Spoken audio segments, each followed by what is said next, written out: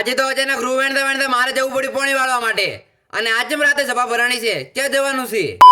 હા તો જય શ્રી કૃષ્ણ મિત્રો, આપણે આવી ગયા વેલા રૂ વેણવા માટે. આજે તો એકલું રૂ વેણવું પડ્યું કેમ કે બધા હોવાના કોમમાં લાગી ગયા છે અને મને લગાડી દીધું રૂ વેણવા માટે. અચ્છા ઠીક હે. પછી આપણે આવી ગયા ખેતરમાં પાણી વાળવા માટે કારણ કે ભાઈને જવાનું છે બહાર એટલે મારો વારો આવી ગયો પાણી વાળવાનો.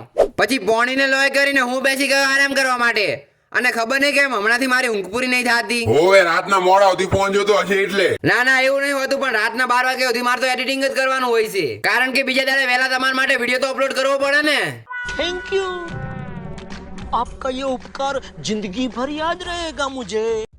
પછી આવી ગયો ભાઈ એટલે આપણે એડિયા ફટાફટ ઘરે. ફટાફટ અહીંથી નીકળવા દે ને, ભાઈ પાહો બોલાવી નાખશે મને. એક તો નેટ અહીંથી પોણી વાળી છે ને.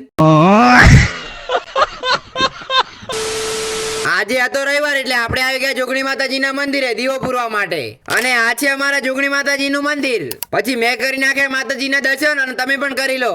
માતાજી તમારી બધી ઈચ્છા પૂરી કરી નાખશે. પછી સાંજે આપણે આવી ગયા ડેરીએ દૂધ ભરવા માટે અને આજે તો ગળદી કેટલી બધી છે ખબર નહીં. આપણો નંબર 4 આવશે, લાગે રાત પડી જાય. પછી રાત બહુ પડી જતી એટલે આપણે એડા ફટાફટ ઘરે ના કે મમ્મી બોલશે આટલી ઘડા ક્યાં હતો અને રાતે બોલાવી નાખી બેઠક અને એનું કારણ હતું જુનાગઢ જવાનું એટલે અમે બધા ચર્ચા કરવા લાગ્યા. પણ તમે ચિંતા ના કરો, મારે ને તમારે ક્યાંય નહીં જવાનું, આપણે બધા અહીં જ રહેવાના છો. अरे बहुत मनुष्य लग रहे हो, मत करो, रहने दो बहुत बुरे लग रहे हो. तौबा तौबा तौबा, थारा मूड खराब कर दिया.